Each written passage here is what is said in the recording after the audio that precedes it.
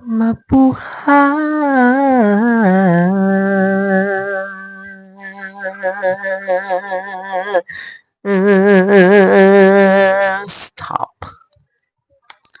ASMR. ASMR. This is Jupiter the Podcaster. You are tuning in sa isang channel na hindi boring but amazing kahit nasan ka man. Ano man ang ginagawa mo, nasa bahay o school o nasa trabaho. Andito lang ako para magkwento. So just chillax, enjoy the bumping ride, at pakinggan mo lang ako. This is Jupiter the Podcaster!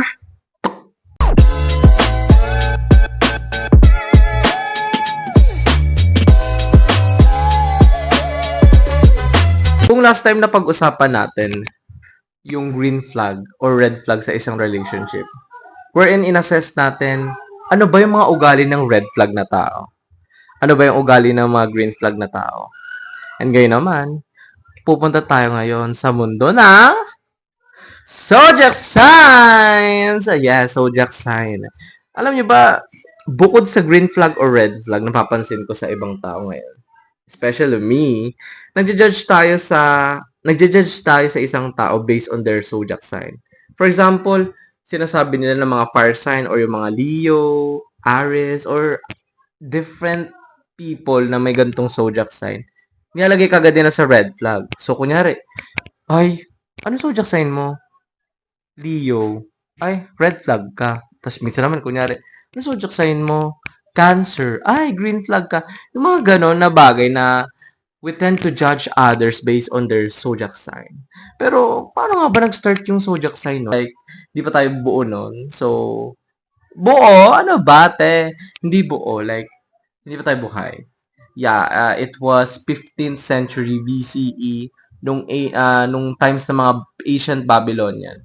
Naniniwala kasi sila na ang mga stars sa langit ay merong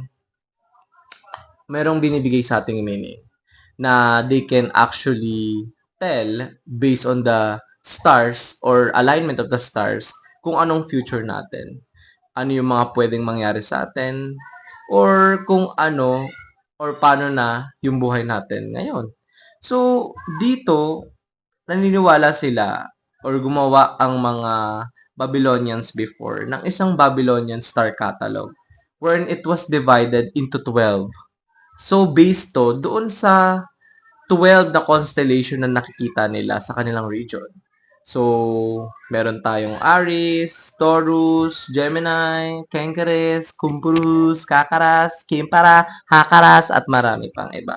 Pero maya-maya, isa-isahin natin. Pero ngayon nga, pag-usapan nga natin yung a little background lang naman ng zodiac sign. So, ang zodiac comes from the Greek word,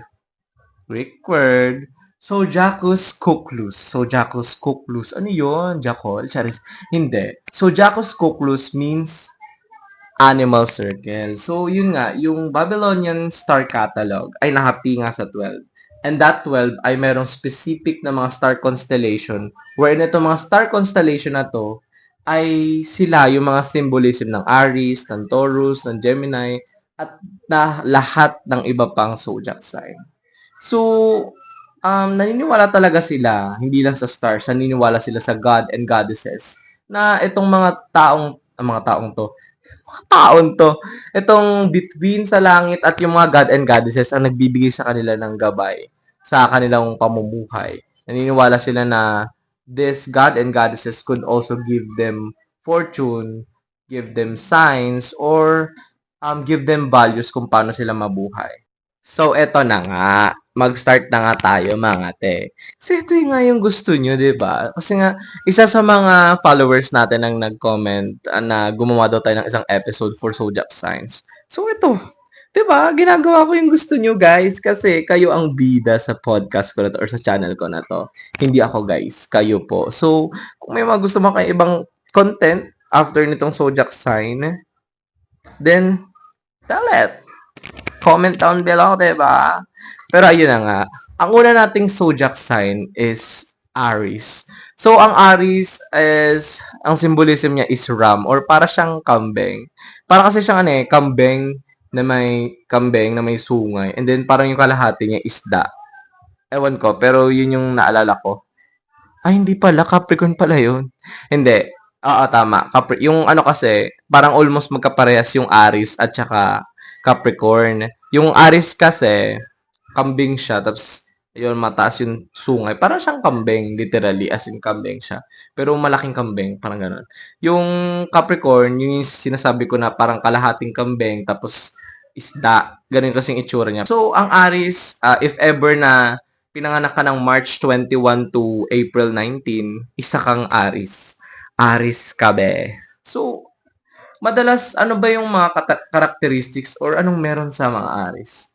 So, actually, based sa mga experiences ko, yung mga Aries talaga, parang competitive. Ayaw nila ng ano lang, yung parang chill-chill lang. Yung parang gusto nila merong nakakaramdam sila ng challenge. Tas dahil dun sa challenge na yun, nagiging competitive sila sa mga bagay-bagay. For example, parang pag nagpe-pursue siya ng isang tao, kapag ayaw sa kanya ng isang tao, ganun yung gusto niya. Yung parang gusto niya yung mga hard to get na tao. Tapos gagawa siya ng paraan para lang mapasagot yung tao na yun. Gagawa siya ng paraan para masabi nung isang tao na yes, sa'yo ako. Parang ganon. Isa rin sa ugali ng mga Aries is I will do whatever I want to do. Kadalasan kasi sa kanila, 'di ba?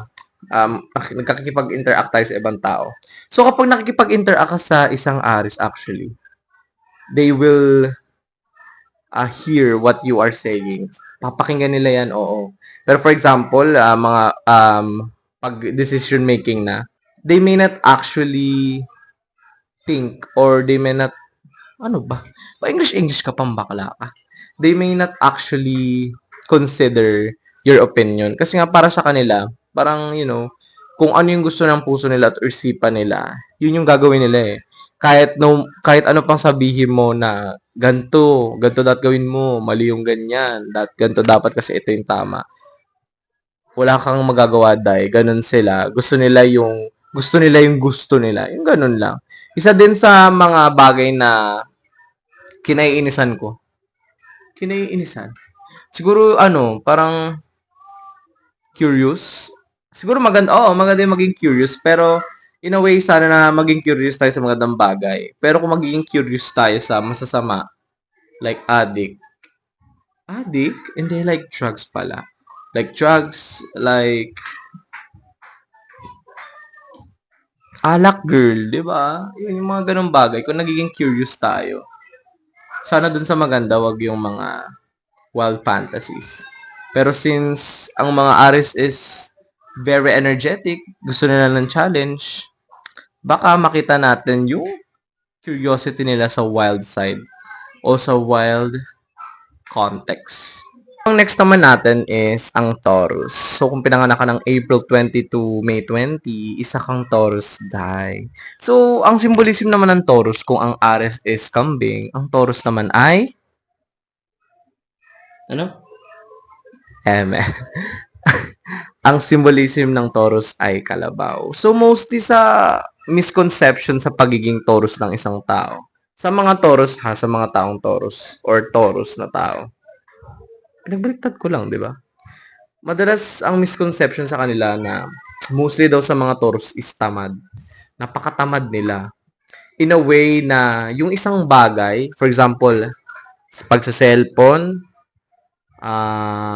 pag-drawing, pagtulog, kaya lang nila nang gumawa ng isang bagay within a day. Kunyari, matulog. Kaya nila matulog ng buong araw nang walang iba pang ginagawa. Kunyari, matutulog tapos kakain, tapos tulog ulit. Yung parang ganun. Siguro yun yung isa sa mga nakikita na mali sa mga Taurus kaya nasasabihan silang stubborn. Pero kasi, ang mga Taurus masisipag din. Once na nabigyan mo sila ng mga tasks, they can actually do it na walang reklamo kasi masisipag nga sila. So, ang weird lang no na misconception na tamad sila pero they are also known na masisipag na tao. Isa pa sa fact about Taurus, sila ay sensual na tao. Since ang Taurus ay ruled by the planet Venus or Venus, which is sa Greek mythology, kilala siya bilang god of love, sex, and money. Doon natin makikita na sensual talaga ang mga Taurus. They might actually like uh, hugs, kisses, and you know what I mean, 'di ba? So, yun nga, medyo gusto nila ng mga physical touch. Love language, di siguro hindi naman lahat, pero since sensual nga sila ng tao, parang out loud nilang napapakita yung pagmamahal nila sa ibang tao. Isa pa na ugali ng isang Taurus ay materialistic silang tao. Minsan nga, they could actually hoard things. Bumili-bili ng kahit ano. Bumili-bili ng gamit, magkolekta, yung parang ganun. Kasi parang mas nakikita nila yung value ng mga bagay. Ewan ko, may mga sense of may sarili silang may sarili silang desisyon sa mga bagay-bagay. Kaya nila binibili tong ganito kasi parang ang laki ng value. So parang mas nabavalue, ewan ko lang sa mga Taurus ba dyan, mas binavalue nyo ba yung mga bagay kaysa sa tao. So, kayo na sumagot syempre. Pero yun nga, loyal ang mga Taurus. Kagaya nga ng sinabi ko, since sensual sila, they are loyal to their partners, friends, and even their families. Next naman natin, eto. Isa to sa mga kinaiinisan, kinaayawan ng mga people sa the Philippines. Ano to?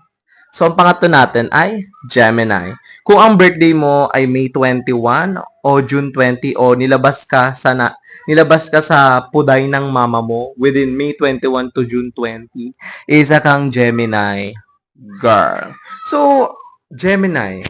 Kung ang Aries ay may symbolism na kambing, kung ang Taurus ay kalabaw, kalabaw.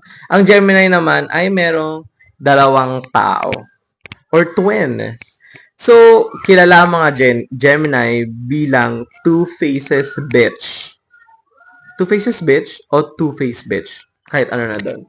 Kasi, they can actually be your good friend. They can actually be your best lover. Pero actually, meron silang side na super weird na parang may ganito siyang side. Bad side talaga, te. Di mo sila maiintindihan kasi since Gemini nga sila, napansin ko sa experience ko lang din. Moody sila, te. Magugulat ka na lang, like, umaga. Okay pa, masaya si bakla.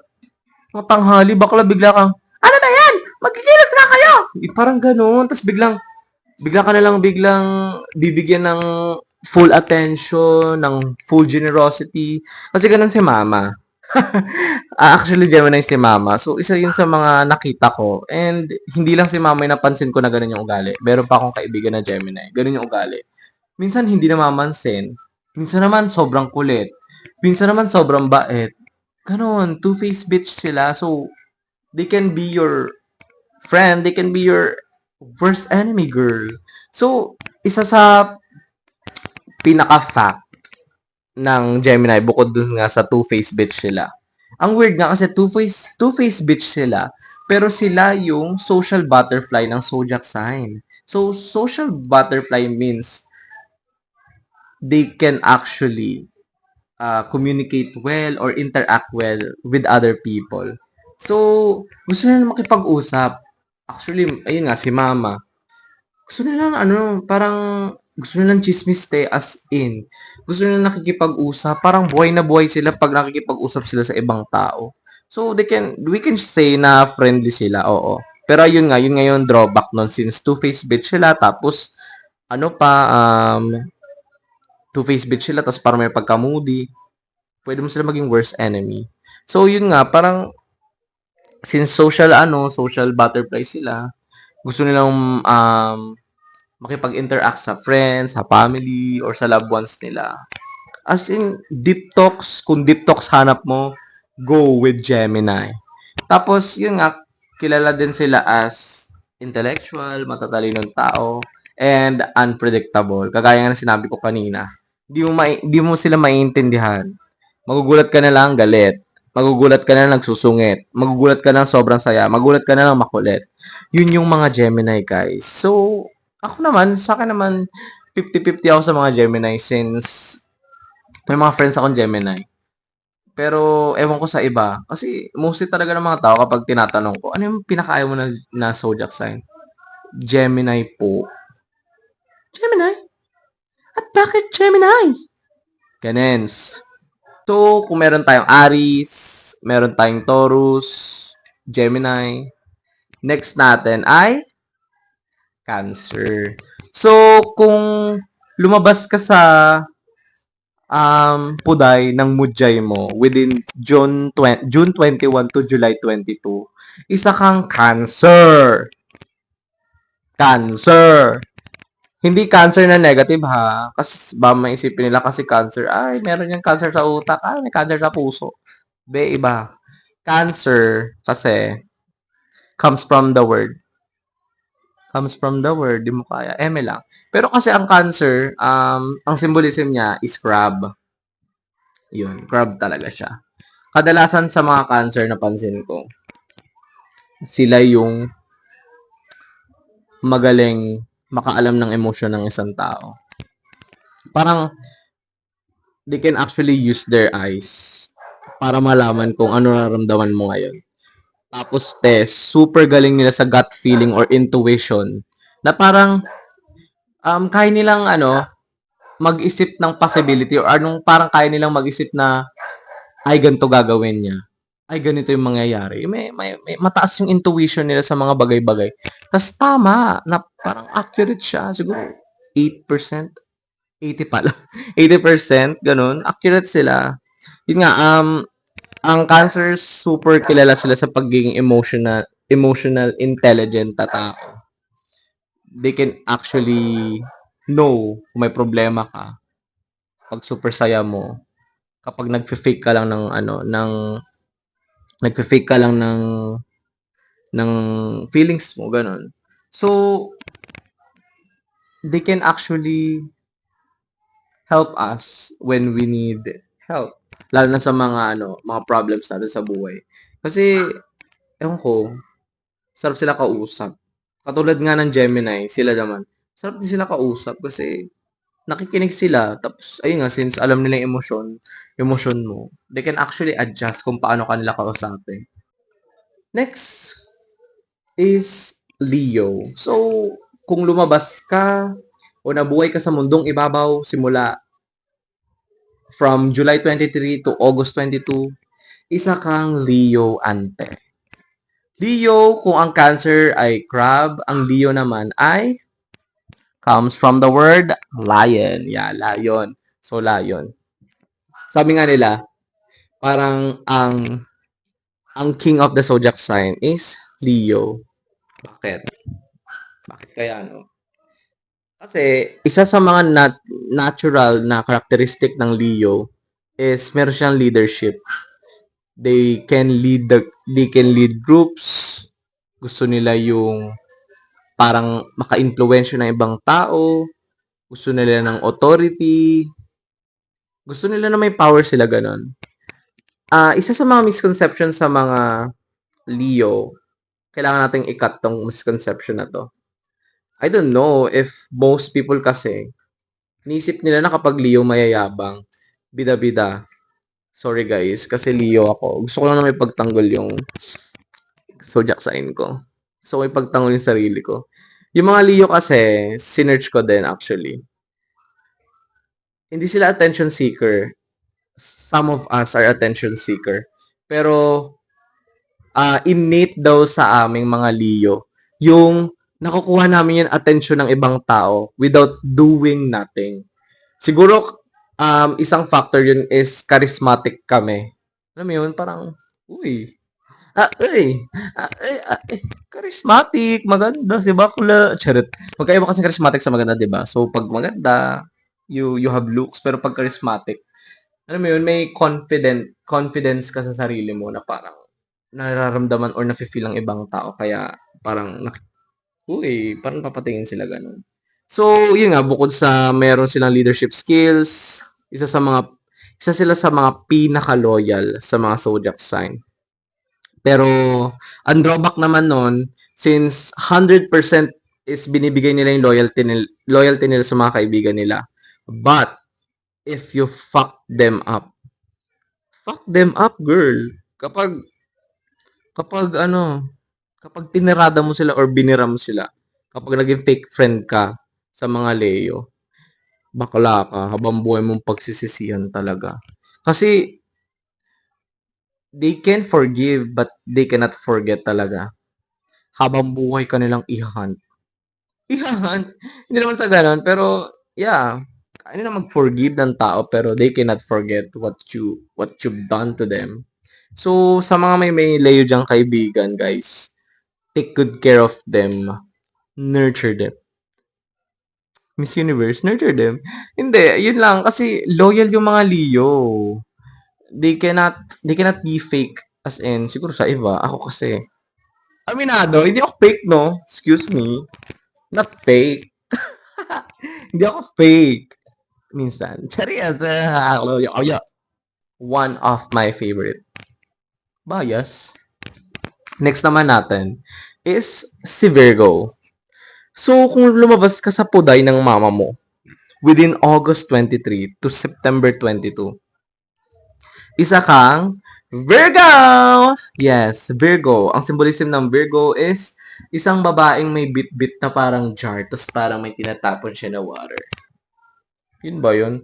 Basta may babae sa Virgo, yun. May babae dun, tao siya. So, isa sa mga characteristic ng Virgo, I don't know if all of the Virgo will agree on me. Meron silang fashion sense. They can actually see kung ano yung maganda at hindi. They can